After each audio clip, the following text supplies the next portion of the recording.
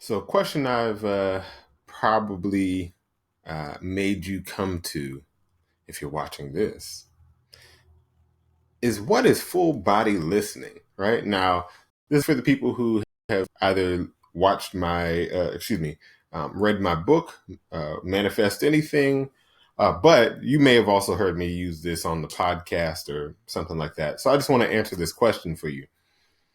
So, full body listening is actually something that I don't know what to call it, so I just called it that. But it's something that I learned how to do um, through various different things, and I'm just going to kind of give you the story uh, of how I came about it and then what it is. Okay, so full body listening is something that I stumbled upon actually by watching a show on Netflix. So the show was called Lie to Me, right? I loved that show. I actually watched it until the end. It was a terrible ending, in my opinion, but that's what happens. Anyway, the show was about uh, basically a person who is a human lie detector, right? That human lie detector is essentially based on a real doctor, a guy named Dr. Paul Ekman, right? And what he studies is body language to tell when someone is lying or not. And he found that, generally speaking, all over the world, whatever body language you use is going to be common among any culture you go, right? Which makes sense because of the fact that we're all based on basically the same thing, right? We're all based on DNA, and we've all, uh, if you want to believe in evolution, you have evolved from a common ancestor. If you don't want to believe in evolution, then we've all learned as time went on behavior uh, through generations. Either way you say it, that's what it is, right? And what I was doing, and the reason why I wanted to know it was a couple of different things. So the first thing was I thought it was just cool to be able to say, oh, okay, this person's lying, right? And know when somebody was lying to me or not lying to me. And then after I found out about who this was based on, I went and searched some things about body language online, and I did some research. And after a while, I realized, like, oh, well, this doesn't actually just fit humans. This fits animals too, which is, I know how that sounds, but I actually found images and charts kind of explaining. At the time, I had a dog, and it explained what dogs want when they hit certain body positions, right? Certain body poses that they use to communicate what they want. And I used that to understand when my dog had to use the bathroom, when the dog wanted to eat or drink, when it wanted to be petted, I mean, and it was literally accurate. And every time that it saw that I figured it out, it would do it again, right? And so the thing is that what I was essentially learning is that body language is uh, most of communication all the time, right? So, and here's the thing, you unconsciously know it, but you may not necessarily, just basically through the presentation at times, you may not necessarily agree with it. But if I do this, right, and you know what that is, right? If I do this and I'm like, what that is, right? If I do this, you know what that is. And so the whole thing is that you are already conditioned to understand body language, right? You are already, and even as an infant, you learn it very quickly. Body language. This is actually uh, it's common, right? And so, anyway, going into that, I was also in the military at the time, uh, and what I would do is anytime I would talk to people, I would watch them closely to see their reactions. And what I noticed is facial expressions. I noticed tonality, right, which is something that uh, I don't think that I think I really just picked that up as time went on. I don't remember reading about it, but I may have. I don't know. It's been a while since I've looked it up again. But what I realized is that there's tonality, right? Meaning like the tone of voice that you have could sound like a question or a statement, right? I can be saying any words and the tone changes the meaning, right? I noticed that certain things you say, just choosing words, right, in a statement can change the way that people react to what you're ultimately trying to get. And it makes, maybe that was a little a hard way to understand it. So the easy way to think about it is this, right? If I say, hand me that, right? That sounds a little bit aggressive, right? If I say, can you hand me that? Right? So that was two things, right? It was the tonality, and I just added one word, can, right? That's it. So the whole point is, this is how I kind of got to a point where I understood that certain things in the way that a person moves when they're speaking, the sound that it makes leaving their mouth, um, the way that their eyes move, the way that their mouth moves, the way that their hands or their body moves, the way that their breathing changes, right? And all of this is stuff that I picked up just from kind of doing it, right?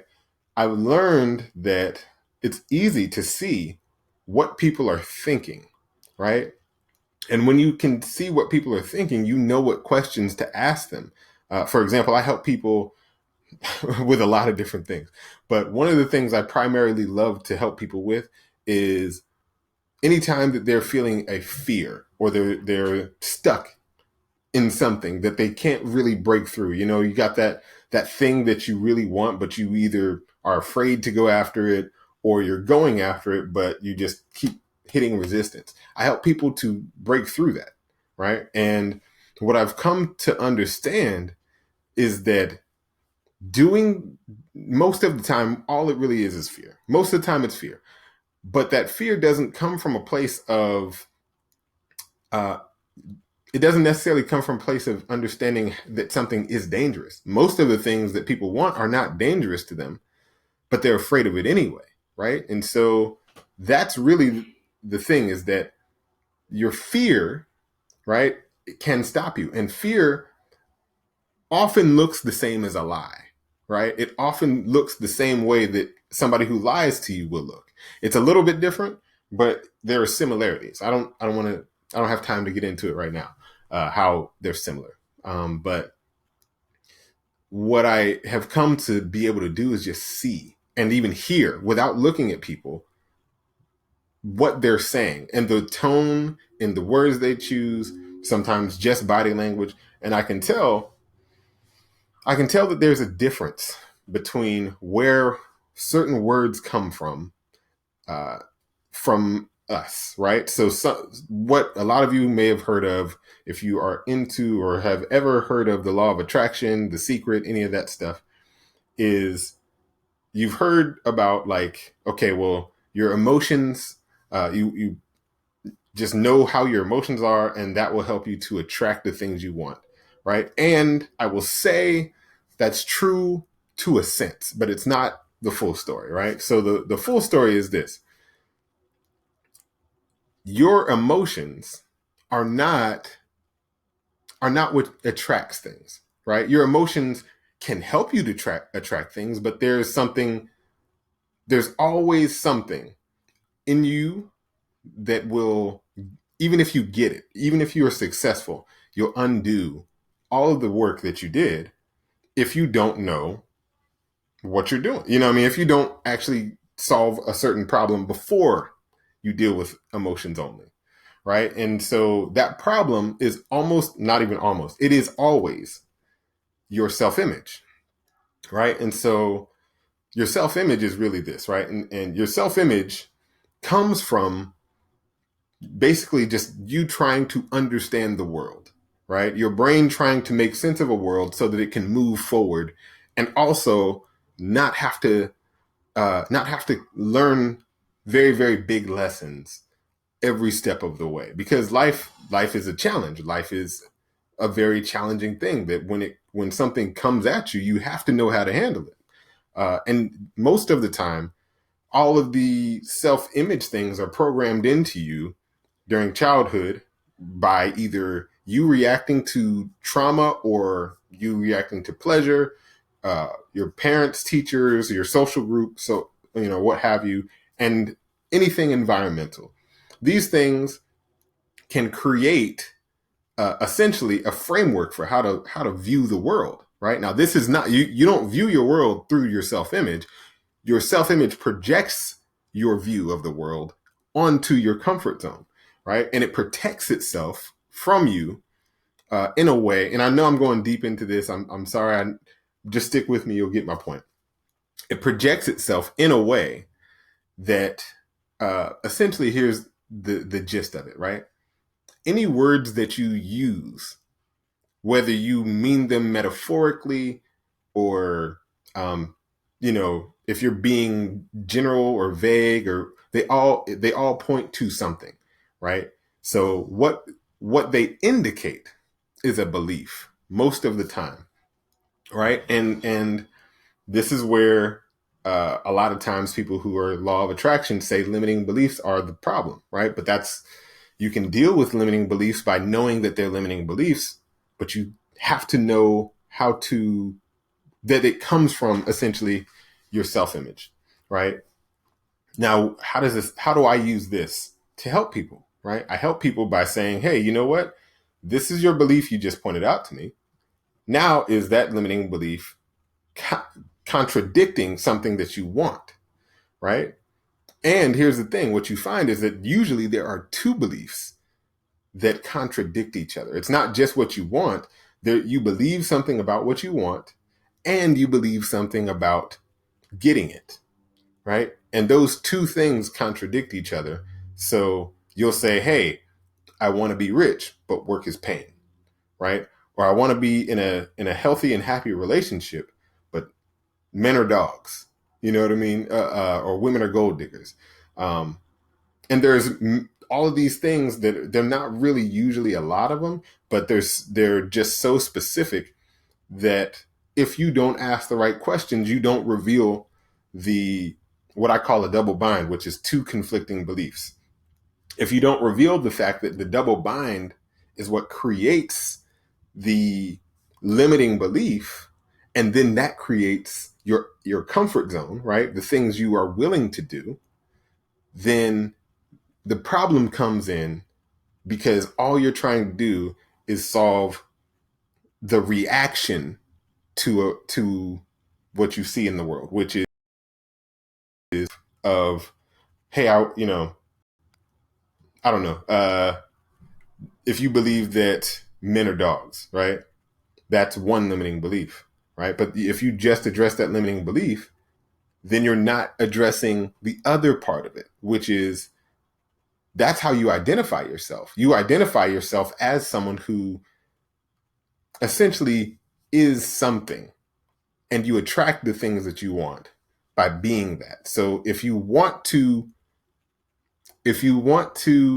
attract things that you desire, you have to change yourself, right? You have to change your compass in a way, right?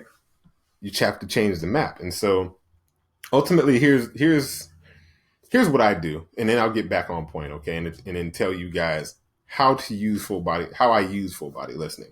So you work with for example, I might work with somebody who says, I'm not beautiful, right? But then they actually look in the mirror a lot. They spend a lot of time making sure that they look good, right? And so what I would do is try to understand, okay, what is beauty, right? So that's the one thing. They say they're not beautiful. The other thing is, where did that belief, where did you get that idea that you can't be beautiful? Now, you can't deal with both at the same time. You have to deal with the one that they believe that they can say outright. If you try to deal with the other first, they're not going to get there, right? Why aren't you beautiful? Get to the root of that, right? Solve that problem. Obviously, ultimately the thing is this: you have to base it on you. That's the answer. But now that you know that you are beautiful, what would make you believe that in the first place, right? And then ultimately you find out, like, hey, there's some pain behind this, and that's what really creates the thing that makes it so that you can't attract, right? By focusing on your emotions, because it's hidden. It's not right on the surface, and it's not the limiting belief. The limiting belief is what protects the pain. It's what keeps you away from having that hurt again.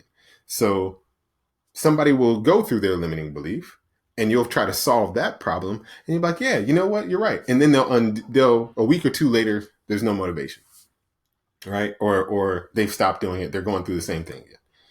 What you have to do is get to the core and say, well, hey, you know what?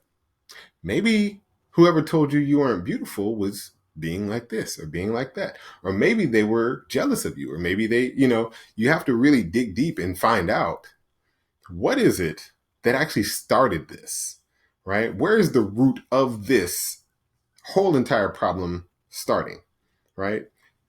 What you end up coming up with is generally everything that you believe is based on either something that was a good reaction or a good feeling, or a bad reaction or a bad feeling. All right. So how I use this for full body listening is I'm listening to people. I talk to people constantly, trying to help them to uncover the things that stop them. And what ends up happening pretty much every time is that we get to that thing, we address the limiting belief, that goes away, right? And how I use that is this.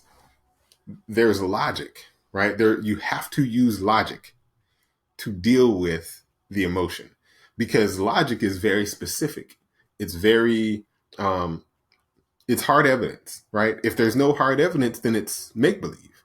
So you have to get in line with hard evidence. You have to define, for example, what I did with the young lady I'm talking about. I defined beauty. I was like, okay, well, what's beauty to you, right? Beauty is this person, is that person, it's another person. Great. Well, how are you ever going to be that person? You can't, because you weren't born as that person. So what can you do to be beautiful, or as close as you can be to beautiful? Which led to, hey, you know what? I actually get it. I have to base it on something that's attainable for me, right? Great. Well, what do you want? Right. But there's a lot of things that come up in front of that. It's not something I would say for you to go out and try, because it can harm your relationships if you don't know how to do it the right way, and if you lose patience. But full body listening is this. I'm going to ask you questions, right? You're going to be the one supplying all the answers. Everything I ask is a question. Even when I'm telling you something, it's in the form of a question.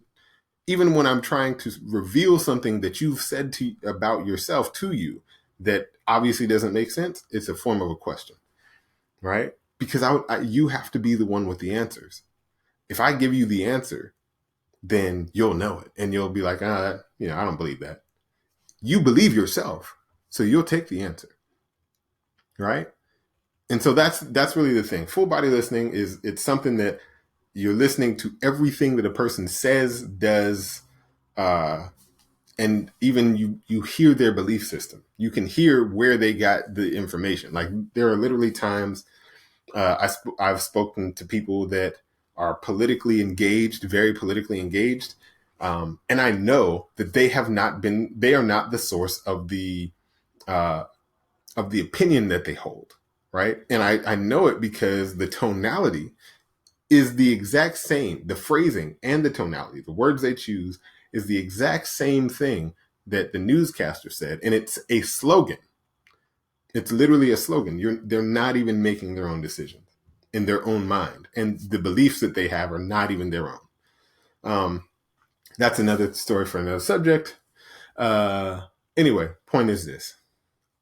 Full body listening is a way of hearing somebody's beliefs in a way that it reveals pain. It builds a relationship. It helps them to understand how they may be in their own way, and how they can get out of their own way just by taking on a new framework, a new thing to think. Okay, well, anytime I look in the mirror, I should do this. I should immediately think about this time that X, Y, and Z happened, instead of that time when this bad thing happened, right? Or anytime I think about insert your problem here, I should think about this good thing, right? And that's a part of how you can shift your self-image. If you want to learn more about how to shift your self-image, I actually wrote a book about it to help people understand what to do, how to do it for themselves, and use it as a way to attract basically anything you want at will, right? If you want to check that out, you can get it at what'sbetterthangreat.com/book. Okay. Thank you guys for tuning in for this video, and I'll see you on the next one.